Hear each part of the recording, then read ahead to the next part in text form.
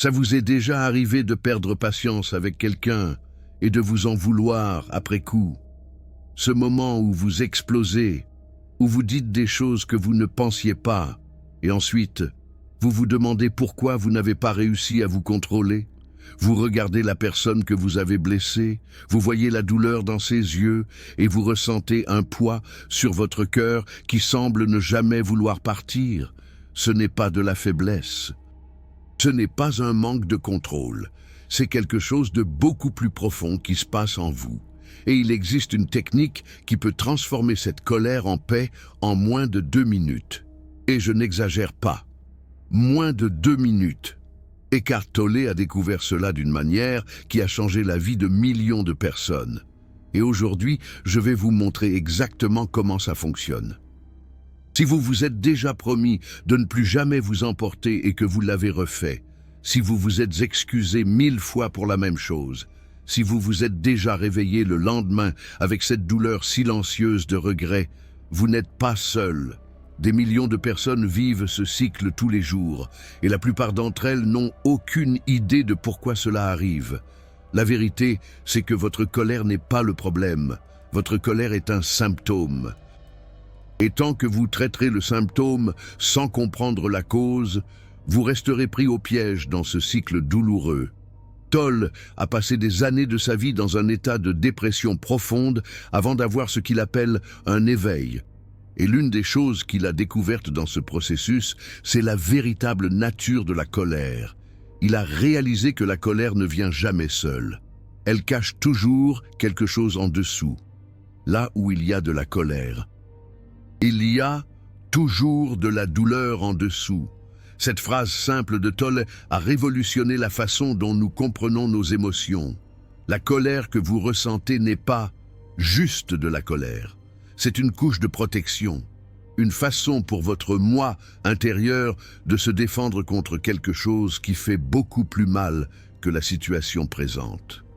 Quand quelqu'un fait un commentaire qui vous irrite, quand quelque chose de petit vous fait exploser, quand vous réagissez de manière disproportionnée à une situation qui, après coup, vous semble moins grave, ce qui se passe n'est pas une faiblesse de caractère. C'est votre corps de souffrance qui s'active. Corps de souffrance. C'est le terme qu'utilise Tolle pour décrire l'accumulation de douleurs émotionnelles que nous portons tous. Chaque fois que vous avez été blessé et que vous n'avez pas traité cette douleur, elle est restée en vous. Chaque fois que vous avez avalé des mots que vous vouliez dire, réprimé des larmes qui voulaient couler, ignoré des blessures qui avaient besoin d'attention, cette douleur s'est accumulée et elle ne disparaît pas. Elle reste là, à attendre une opportunité de se manifester. Et quand quelque chose dans le présent active cette douleur du passé, vous ne réagissez pas seulement à ce qui se passe maintenant. Vous réagissez à tout ce qui est resté enfoui. C'est pourquoi parfois vous explosez pour des petites choses, parce que ce n'est pas à propos de la petite chose, c'est à propos de toutes les autres choses que vous n'avez jamais traitées. Mais voici la partie qui change tout. Tolle a découvert qu'il existe un moment précis où vous pouvez interrompre ce cycle. Un moment où la colère ne vous a pas encore complètement envahi. Un moment où vous avez encore le choix. Et ce moment dure moins de 2 minutes. La technique est simple, mais elle exige quelque chose que la plupart des gens n'ont jamais appris à faire. Observer au lieu de réagir. Quand vous sentez la colère commencer à monter, quand vous percevez cette chaleur dans la poitrine, cette tension dans les épaules, ce serrement dans la mâchoire, vous avez une fenêtre d'environ 90 secondes. Des chercheurs en neurosciences l'ont confirmé. La réaction chimique de la colère dans votre corps dure environ 90 secondes. Après cela, ce qui maintient la colère vivante, c'est votre pensée à ce sujet. Alors, la technique de Tolle fonctionne exactement dans cette fenêtre. Premièrement, vous vous arrêtez, littéralement, vous vous arrêtez. Vous ne dites rien, vous ne faites rien, vous vous arrêtez simplement. Deuxièmement, vous respirez. Une respiration consciente. pas une respiration automatique. Une respiration où vous sentez l'air entrer dans votre corps, vous sentez vos poumons se dilater, vous sentez l'air ressortir, une seule respiration. Troisièmement, vous observez. Au lieu de penser à ce que la personne a fait, au lieu de créer une narration mentale sur la façon dont vous avez été injustement traité, vous observez ce qui se passe dans votre corps. Où vous sentez la colère? Dans la poitrine? Dans la gorge? Dans l'estomac? Vous observez simplement, comme si vous regardiez l'émotion de l'extérieur. Et ici, il se passe quelque chose d'extraordinaire. Au moment où vous observez la colère au lieu de vous identifier à elle, quelque chose change. Vous cessez d'être la colère et vous devenez celui qui observe la colère. Ce changement de perspective fait toute la différence. Tolle explique que le problème n'est pas d'avoir des émotions négatives. Le problème est de nous identifier à elles. Quand vous dites « je suis en colère », vous fusionnez avec l'émotion. Elle devient vous. Et quand vous êtes la colère, vous n'avez pas le choix. La colère vous contrôle. Mais quand vous dites « il y a de la colère présente », vous créez de l'espace, vous devenez l'observateur. Et l'observateur a toujours le choix. Ce n'est pas réprimer la colère. Réprimer, c'est faire semblant qu'elle n'existe pas, la repousser, l'ignorer. Cela ne fait que la faire grandir. Observer, c'est différent. Observer, c'est reconnaître qu'elle est là, la sentir dans le corps, mais ne pas se laisser dominer par elle. Et en moins de 2 minutes, si vous pratiquez vraiment cette observation consciente, l'intensité de la colère diminue naturellement, pas parce que vous avez forcé, pas parce que vous avez réprimé, mais parce que vous avez apporté de la conscience à cette émotion. Et la conscience est comme la lumière. Quand vous apportez de la lumière dans l'obscurité, l'obscurité ne peut pas rester. Maintenant, vous vous dites peut-être, cela semble trop simple.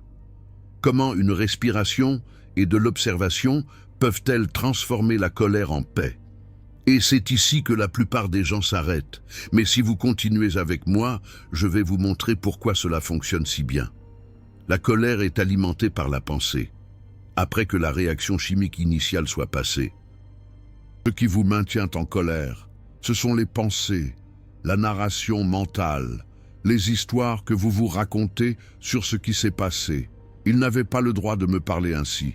Elle fait toujours ça. Personne ne me respecte. Je ne mérite pas d'être traité de cette façon. Ces pensées sont du carburant. Elles maintiennent le feu de la colère brûlant, bien après que l'étincelle initiale se soit éteinte. Et plus vous alimentez ces pensées, plus la colère devient forte. La technique de Tolle interrompt ce cycle, parce qu'elle vous sort de la pensée et vous ramène dans le corps. Vous ne pouvez pas observer votre respiration et créer des narrations mentales en même temps. Vous ne pouvez pas sentir où la colère se trouve dans votre corps et en même temps répéter l'histoire de ce qui s'est passé. C'est l'une ou l'autre. Soit vous êtes présent dans votre corps, soit vous êtes perdu dans vos pensées. Et la colère ne survit que dans les pensées, dans le corps. Elle n'est qu'énergie, et l'énergie peut être transformée. Tolle l'a vécu dans la pratique. Avant son éveil, il raconte qu'il était dominé par des pensées négatives constantes. Son esprit était un champ de bataille, et la colère, l'anxiété, la peur étaient des visiteurs fréquents. Mais après avoir découvert la puissance de la présence, tout a changé. Il a réalisé que la majeure partie de notre souffrance ne vient pas de ce qui arrive, mais de notre résistance à ce qui arrive. Quand quelque chose nous irrite et que nous y résistons, nous créons une souffrance additionnelle. L'irritation originale durerait peut-être 1 minute, mais notre résistance, notre narration mentale peut la faire durer des heures, des jours, voire des années. Certaines personnes traînent une colère de choses qui se sont passées il y a des décennies, pas parce que la situation est toujours en cours, mais parce qu'elles continuent d'alimenter les pensées à ce sujet. Elles continuent de raconter l'histoire. Elles continuent de revivre la douleur. Et cela amène un point important que Tolle souligne. La colère ne punit pas la personne qui t'a blessé. La colère te punit, toi. Et elle le fait silencieusement, en épuisant ton énergie, en déformant ta perspective, en te maintenant prisonnier du passé. As-tu déjà remarqué à quel point il est fatigant d'être en colère? Comme après un épisode de colère, tu te sens épuisé? Cela arrive parce que la colère consomme une quantité énorme d'énergie vitale, énergie qui pourrait être utilisée pour créer, pour aimer, pour vivre. Toll compare cela à tenir un charbon ardent pour le jeter sur quelqu'un. Pendant que tu le tiens en attendant le moment opportun pour le jeter, c'est toi qui te brûles. Mais calme-toi, parce que ce n'est pas encore le plus important. Ce qui vient maintenant va t'aider à comprendre pourquoi tu réagis de certaines façons spécifiques. Tu te souviens quand j'ai parlé du corps de souffrance? Ce concept est central pour comprendre pourquoi certaines choses t'affectent plus que d'autres. Ton corps de souffrance a des schémas. Il a été formé par tes expériences de vie, spécialement celles de l'enfance, et il a des déclencheurs spécifiques, des situations qui l'activent avec plus de facilité. Pour certaines personnes, le déclencheur est de sentir qu'elles ne sont pas écoutées. Pour d'autres, c'est de sentir qu'elles sont critiquées. Pour d'autres encore, c'est de sentir qu'elles sont ignorées ou rejetées. Quand quelqu'un appuie sur ce déclencheur, même sans le vouloir, même sans savoir que le déclencheur existe, ton corps de souffrance se réveille. Et quand il se réveille, il veut se nourrir, il veut plus de douleur, parce que c'est ainsi qu'il se maintient en vie. Cela explique pourquoi parfois tu cherches la dispute, pourquoi tu interprètes des commentaires neutres comme des attaques, pourquoi tu vois une offense où il n'y avait pas l'intention d'offenser. Ton corps de souffrance est actif et il est à la recherche de carburant. Toll dit que reconnaître cela est le premier pas pour se libérer. Quand tu réalises que ce n'est pas toi qui réagis, mais ton corps de souffrance, tu gagnes de la distance. Tu peux te dire à toi-même « Ah, mon corps de souffrance a été activé ». Ce n'est pas à propos de ce qui se passe maintenant, c'est à propos de douleurs anciennes. Et cette conscience commence déjà le processus de dissolution. Le corps de souffrance ne survit pas à la lumière de la conscience. Il a besoin d'inconscience pour opérer. Il a besoin que tu t'identifies à lui, que tu crois que tu es lui, au moment où tu réalises qu'il est séparé de toi, qu'il est quelque chose qui se passe en toi mais n'est pas toi. Il commence à perdre de la force. Cela ne signifie pas que la douleur disparaît instantanément. Le corps de souffrance a été construit au long d'années, parfois des décennies. Il ne partira pas du jour au lendemain. Mais chaque fois que tu apportes de la conscience à lui, il devient un peu plus petit. Chaque fois que tu observes au lieu de réagir, il perd un peu de pouvoir. Et avec le temps, quelque chose d'incroyable arrive. Tu commences à avoir de l'espace entre le déclencheur et la réaction. Avant, quelqu'un disait quelque chose et tu explosais immédiatement. Maintenant, quelqu'un dit quelque chose et tu as un moment de choix. Un moment où tu peux décider comment tu veux répondre. Cet espace est la liberté, cet espace est la paix. Toll en parle d'une façon qui m'a toujours touché. Il dit que entre le stimulus et la réponse, il existe un espace. Dans cet espace se trouve notre pouvoir de choisir notre réponse. Et dans notre réponse se trouve notre croissance et notre liberté. La plupart des gens vivent sans cet espace. Ils sont comme des machines programmées. Il se passe quelque chose. Ils réagissent automatiquement, sans penser, sans choisir. Le monde appuie sur des boutons et ils répondent de la façon dont ils ont été programmés pour répondre. Mais tu n'as pas besoin de vivre ainsi. La pratique que Toll enseigne reconstruit cet espace. Petit à petit, respiration par respiration, observation par observation. Tu gagnes de plus en plus de conscience. Et avec la conscience vient le choix. Et avec le choix vient la paix. Maintenant, laisse-moi te donner un exemple pratique de comment cela fonctionne au quotidien. Imagine que tu es dans les embouteillages. Quelqu'un te coupe la route. Ta première réaction est d'insulter, de klaxonner, peut-être même de faire un geste obscène. Le sang monte, le cœur s'accélère. Tu sens une vague de colère envahir ton corps. C'est le moment. C'est le moment des 2 minutes. Au lieu de suivre l'impulsion, tu t'arrêtes, tu respires. Tu observes ce qui se passe dans ton corps. Tu notes la chaleur au visage, la tension dans les épaules, le serrement dans la poitrine. Et tu observes simplement. Tu ne tentes pas de changer. Tu ne tentes pas de te relaxer de force. Tu ne répètes pas mentalement « reste calme, reste calme ». Tu observes simplement ce qui se passe et quelque chose d'intéressant commence à arriver. L'intensité commence à diminuer. Pas parce que tu as forcé, mais parce que la conscience a cet effet. Elle dissout, elle transforme. Après quelques secondes, peut-être une minute, tu réalises que tu es toujours dans les embouteillages, que tu t'es toujours fait couper la route, mais quelque chose a changé. Tu n'es plus possédé par la colère, elle peut encore être là, mais tu n'es plus elle. Tu peux choisir comment répondre. Peut-être que tu décides de laisser passer. Peut-être que tu décides que ça ne vaut pas la peine de gâcher ta journée à cause d'un inconnu. Peut-être que tu ressens même un peu de compassion en pensant que la personne doit traverser quelque chose de difficile. Ça, c'est la transformation. Ça, c'est passer de la réaction automatique à la réponse consciente. Et le plus beau, c'est que plus tu pratiques, plus ça devient facile. Ton cerveau crée littéralement de nouveaux chemins neuronaux. Ce qui avant était automatique, explosion, commence à être remplacé par un nouveau schéma, observation. Tu n'as pas besoin de mois de méditation pour commencer à voir des résultats. Tu peux commencer maintenant.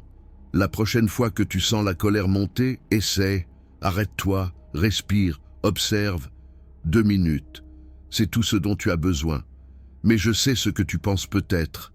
Et quand la colère est justifiée, et quand quelqu'un m'a vraiment blessé, et quand j'ai tous les droits d'être en colère, c'est une question importante. Et Tolle a une réponse qui peut te surprendre. Il ne dit pas que tu ne devrais jamais ressentir de la colère. Il ne dit pas que la colère est toujours mauvaise.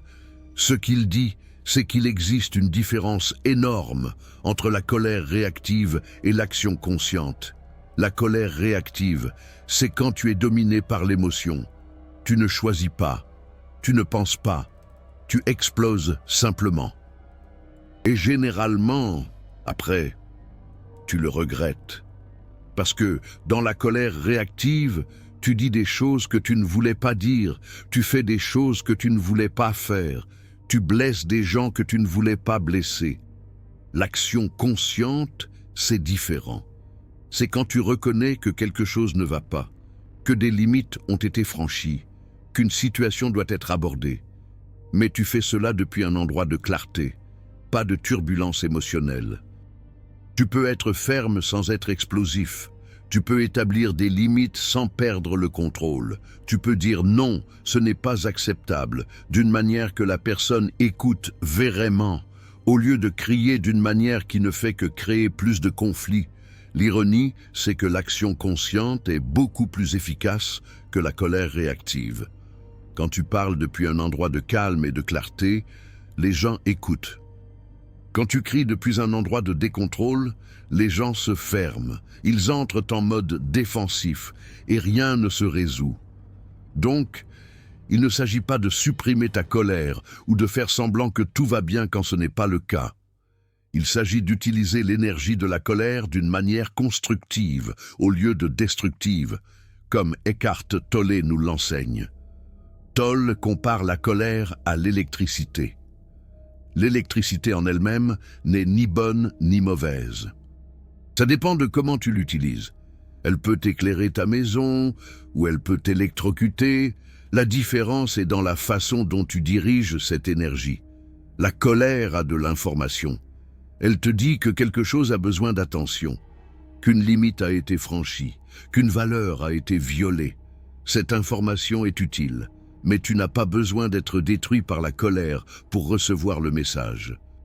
Tu peux écouter ce que la colère est en train de dire sans être dominé par elle. Et ici, entre une autre perspicacité puissante de Tolle, il dit que la plupart du temps, quand nous sommes en colère contre quelqu'un, Nous ne sommes pas en colère contre la personne en elle-même. Nous sommes en colère contre notre interprétation de la personne, de l'histoire que nous avons créée sur ce qu'elle a fait et pourquoi elle l'a fait. Pense à ça.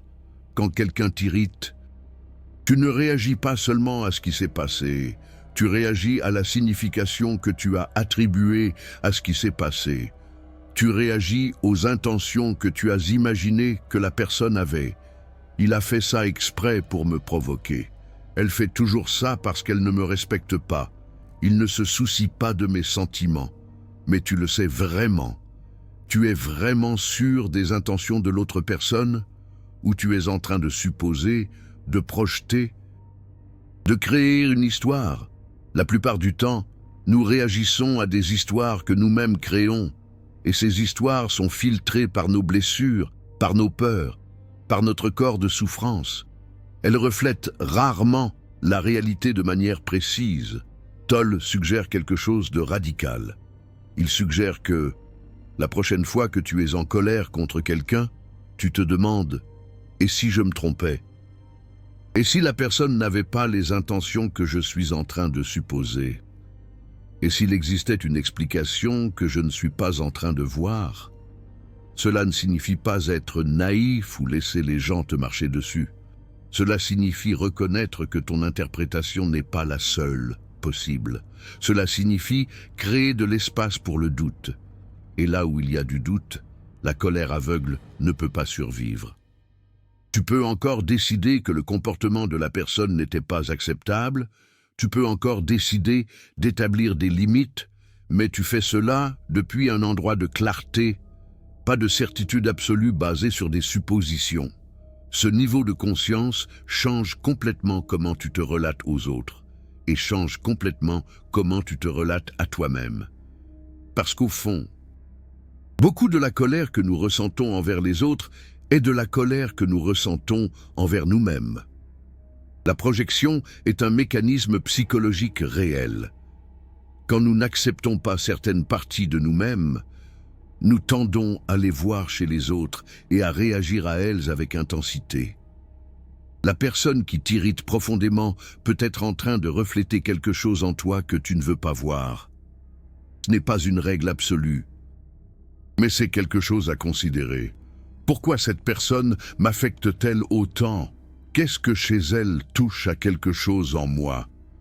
Ces questions peuvent être inconfortables, mais ce sont des questions qui mènent à la vraie liberté. Et voici quelque chose que Tolle a observé en décennies travaillant avec des personnes autour du monde. Les relations les plus transformées ne sont pas celles où la colère n'apparaît jamais. Ce sont celles où les personnes ont appris à utiliser la colère comme un portail vers une plus grande intimité. Quand tu arrives à t'arrêter au milieu d'un conflit et à dire « Je ressens beaucoup de colère maintenant et j'ai besoin d'un moment pour me calmer avant de continuer cette conversation », quelque chose de puissant arrive. Tu es en train de modeler la maturité émotionnelle. Tu es en train de montrer qu'il est possible de sentir intensément sans être destructif. Et souvent, l'autre personne répond d'une manière différente. Elle voit que tu es en train de faire un effort conscient. Elle sent que tu te soucies suffisamment pour ne pas vouloir causer de dommages. Et cela change la dynamique du conflit complètement. Toll raconte que des couples qui pratiquent cette conscience ensemble rapportent une transformation profonde dans leur relation. Non pas parce que les conflits disparaissent, mais parce que les conflits cessent d'être destructifs et passent à être des opportunités de croissance. Chaque moment de colère devient une chance de pratiquer la présence. Chaque conflit devient un miroir, montrant où il y a encore du travail intérieur à faire. Et peu à peu, la relation devient un chemin d'éveil, pas de souffrance.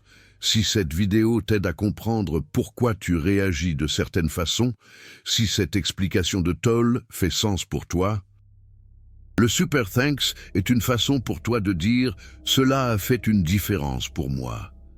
Chaque soutien m'aide à continuer à apporter ce type de contenu, et je te remercie profondément.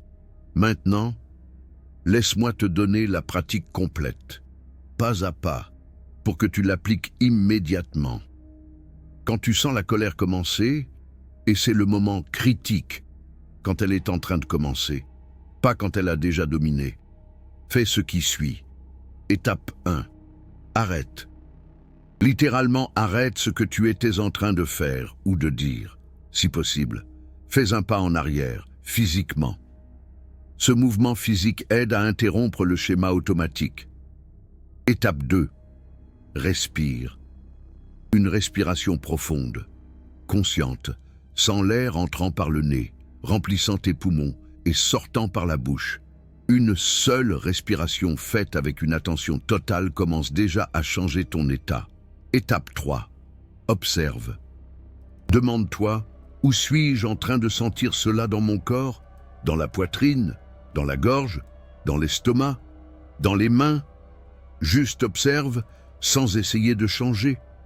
Comme un scientifique observant un phénomène. Étape 4. Nomme. Au lieu de penser « je suis en colère », pense « il y a de la colère présente ». Au lieu de « je suis furieux », dis-toi « la fureur est ici ». Ce changement de langage crée de la distance. Tu cesses d'être l'émotion et tu passes à être celui qui observe l'émotion. Étape 5. Demande. Qu'est-ce que la colère est en train d'essayer de me dire? Quel besoin à moi n'est pas en train d'être satisfait? Quelle limite a été franchie? Écoute le message sans être dominé par le messager. Étape 6. Choisis. Maintenant, avec plus de clarté. Tu peux choisir comment répondre. Tu veux dire quelque chose? Tu veux sortir de la situation? Tu veux laisser passer? Le choix t'appartient, pas la colère. Toute cette pratique prend moins de 2 minutes. Mais ces 2 minutes peuvent faire toute la différence entre une relation détruite et un conflit résolu, entre des mots qui blessent à jamais et des mots qui guérissent. Tu n'as pas besoin d'être parfait. Tu vas échouer. Il y aura des moments où la colère sera plus rapide que ta conscience. Il y aura des moments où tu vas exploser avant de te souvenir de la pratique et c'est normal.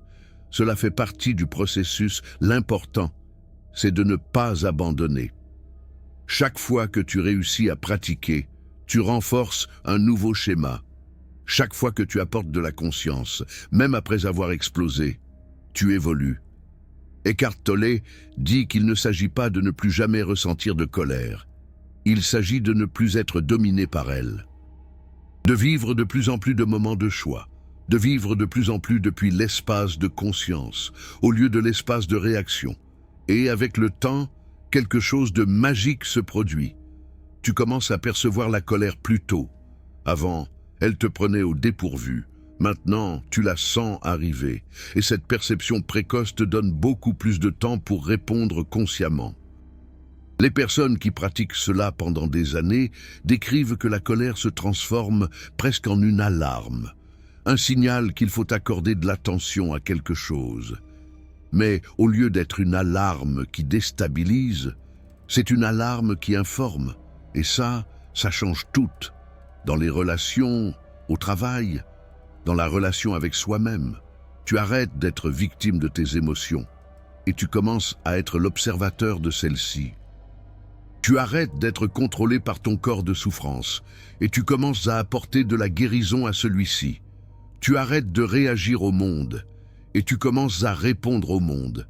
C'est ça la vraie paix intérieure dont parle Tolle. Ce n'est pas l'absence de problème, ce n'est pas un état de bonheur constant. C'est la capacité de rester présent, conscient, choisissant, indépendamment de ce qui se passe autour. Et cette paix est disponible pour toi, maintenant. À cet instant précis, elle ne dépend pas de changements dans les circonstances extérieures, elle dépend de ta façon de changer ta relation avec tes émotions. Si tu es arrivé jusqu'ici, je veux savoir quelle situation te fait le plus perdre patience. Écris-le dans les commentaires. Et la prochaine fois que cette situation se présente, essaie la pratique des 2 minutes. Ensuite, reviens et dis-moi comment ça s'est passé. La transformation commence avec un seul moment de conscience. Ce moment peut être maintenant.